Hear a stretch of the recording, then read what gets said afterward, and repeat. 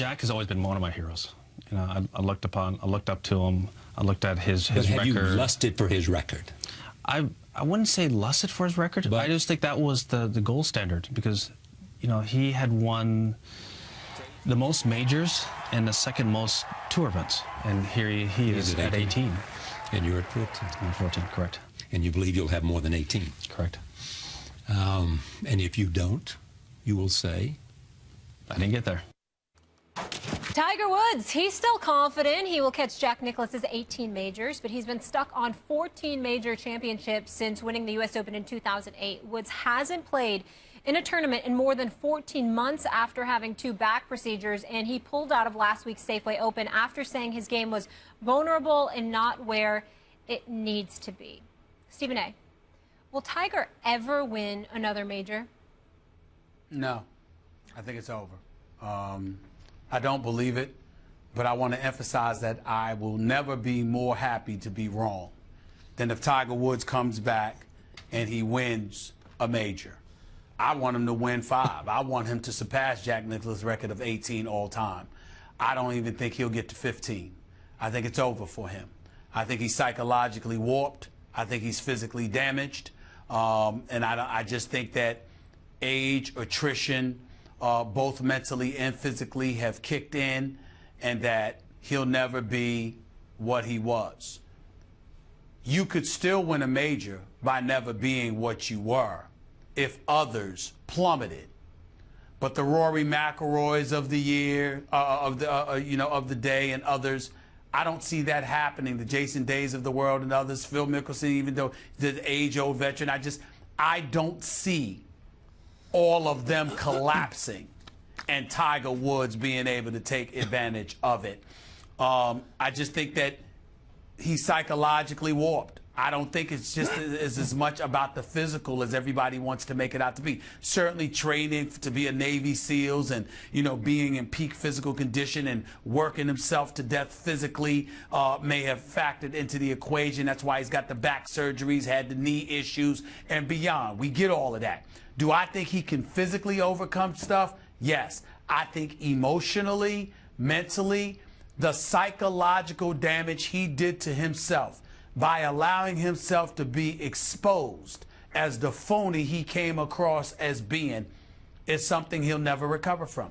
Because when you spend your life, your adult life, living a lie because you wanted to project yourself as being somebody that you weren't for the services of other people, and ultimately you get exposed, you walk around forever devoid of that oomph, that it factor that you walked around doing. Max, I'll take it to a certain level here. In this business, there are people who care. When you're in a hot seat, they care about stuff. And I'm not speaking negatively or positively about anybody. I'm just saying that there are people who go through that. They just care. And then there are those like me who do not. When I aspired to be a general sports columnist, to opine and editorialize and give my opinion, I literally was raised in this business, watching the Sam Donaldsons of the world to the Ted Koppels of the world, and the list goes on, and then the Brian Gumpels and the Howard Cosell's of the world, and people like that. You trained for this. Tiger Woods walked around with that naturally. He did not give 2 cents about what he was thought of when it came to competing. He only cared about his image off the playing field. And then when that was exposed and it was compromised, everything fell apart. I don't think he recovers from that. First, I just don't. He's not going to tie or break Nicklaus's record of 18. And by the way, at some point it has to be said that back when he was in his prime, or people thought maybe not even in his prime yet, there was the assumption, I think, by the majority that he was going to be the greatest who ever lived. But more conservative observers of golf, who know a lot more about golf than me, were saying, pump the brakes a little bit. And people like, oh, come on, Tiger's going to be the best ever. And it turns out that they were right, that he will not catch Nicklaus. Nicklaus is, in fact, the greatest golfer of all time, and Tiger will go down in history as the second greatest golfer so far of all time. I think, like, that needs to be said. But will he win? And by the way, here's an irony of the situation Tiger Woods finds himself in. he's going to be a victim of the Tiger Woods effect, because today, although golf is the least athletic sport, if you consider it a sport and not a game, it is sporting, certainly. Of all the kind of sports that people pay attention to, golf requires the least athleticism. But because of Tiger Woods and the way he popularized the game and how famously he was in such great shape for a golfer, a lot of athletes put golf clubs in their kids' hands at a young age instead of footballs or baseballs or basketballs. No. Here's a golf club. And so now those kids have come of age, and you have McIlroy and Spieth and better athletes now at younger ages playing golf. And now Tiger has to compete against them. And I think he largely created that climate. I have a question for you. Yep. I need you to answer this for me. Jordan, Spieth and McIlroy and those boys, I get that point. But here's what I want you to answer for me. I believe Tiger Woods is image conscious.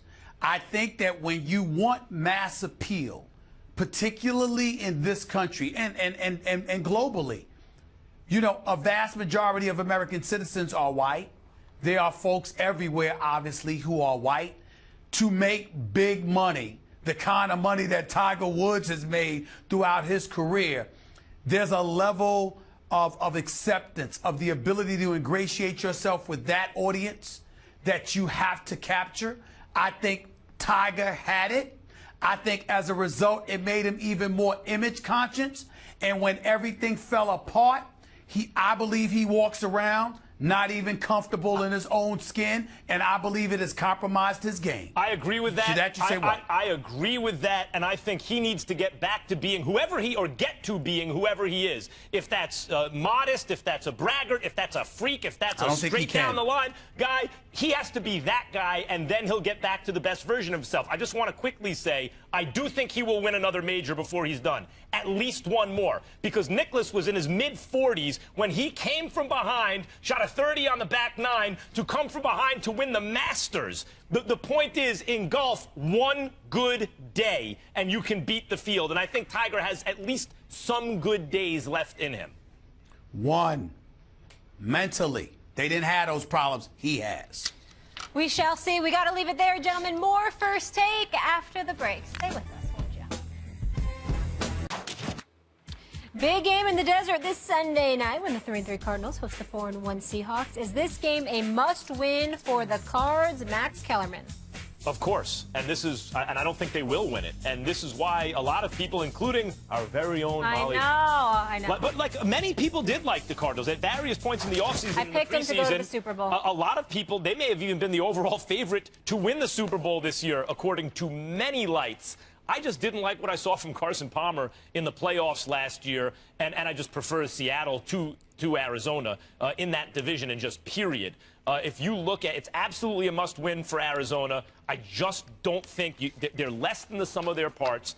And Russell Wilson has become a kind of next-level Hall of Fame caliber quarterback, from just a really good quarterback to a really great one. You look at what the Seahawks have done against Arizona. They've won 3 straight road games against them, but Stephen A., they've scored at least 34 points in each game, each road game of the last 3 against them, and have beaten or have outscored the Cardinals, have beaten them by an average of 23.7 points a game. Not only do I think it's a must-win for the Cardinals, but Seattle's going to win. I don't think it'll be particularly close.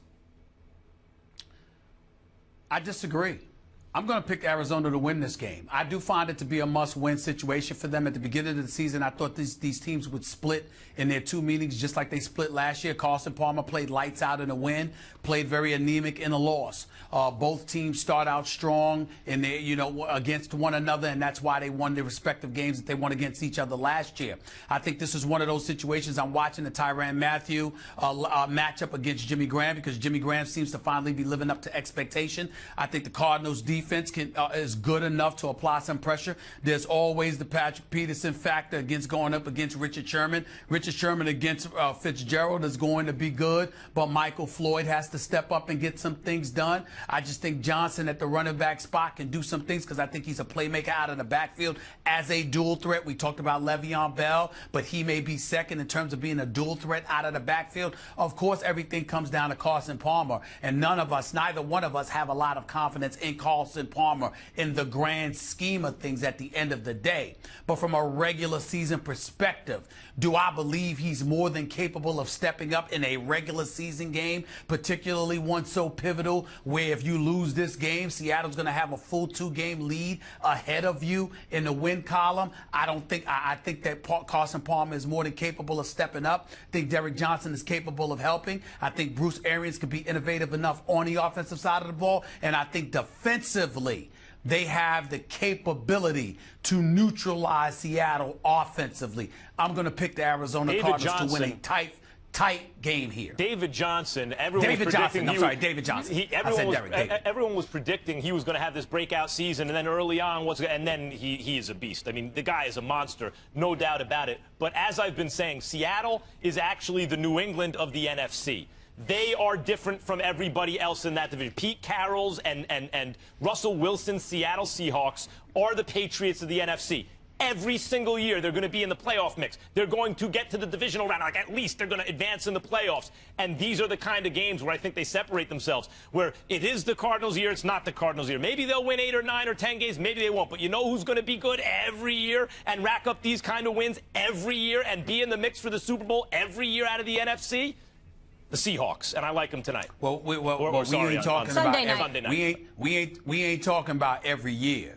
We're talking about this Sunday. Yeah, I think that's this why Sunday, they win these Arizona games. It's going to be the game of the week. Prime time, baby. Can't wait. Coming up, we asked you guys to weigh in on Twitter. Should the Cowboys trade Mr. Romo? We'll reveal those results after the break and see more of your take clips. My highlight of the show. Back in a few. You know what it is. It's the First Take Your Take viewer contest, and you could win a chance to debate Stephen A. and Max right here on national television in my home state of lovely Connecticut. All you have to do is go to firsttakeyourtake.com, then upload a 1-minute video with your best original sports debate. Keep it clean, no music, team logos, trademarks, copyrighted material. 2 winners will be selected by our show staff. Come to ESPN headquarters in school, Max and Stephen A., and I can't wait for all of it. Here's a few of our latest submissions. What happened against Miami? 1-4 team beats the Pittsburgh Steelers, a team that has the best wide receiver, lost to a 1-4 team? Stephen A., I'm sorry, but on the aspirations of the Steelers winning the Super Bowl, they're done. They are an accident waiting to happen. When the Steelers, they start getting everything moving, they start rolling good, what happens? Big Ben gets injured. The Steelers will be fine. There's no need to panic. You have Landry Jones. This is what you drafted him for. He's not the franchise quarterback. He's serviceable. As long as the coaches simplify the game plan, Landry Jones will be fine by the time Big Ben comes back.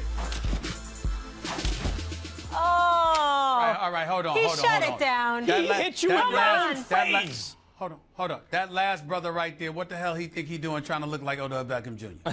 All right, the hairdo, that ain't working. That ain't working. That ain't working. No one was paying attention to that. They all heard the Steelers are an accident waiting to happen. I'm not worried about that. Number 2, where are the ladies? I saw no ladies in any of those videos from the day. Where are the ladies? Ladies, we want to hear from you. Way to gloss over the Steelers thing. Real quick. He's been sending in some good videos. Yes, we need more of them. We asked you guys to should the Cowboys trade Romo. 68% said yes.